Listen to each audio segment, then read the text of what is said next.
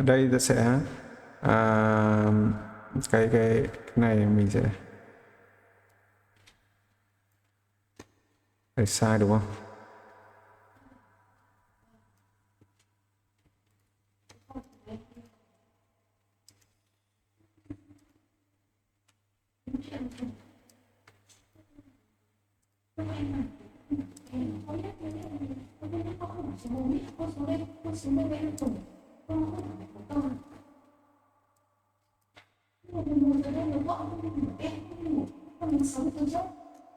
Không nói được con nào. Mẹ dạy con không hiểu à? Con đi đâu gọi người ta bảo con bé đúng không? Con không sốt ruột à? Em nói với con nghe nhé. Rồi, ok. Con được học xin học rồi, con được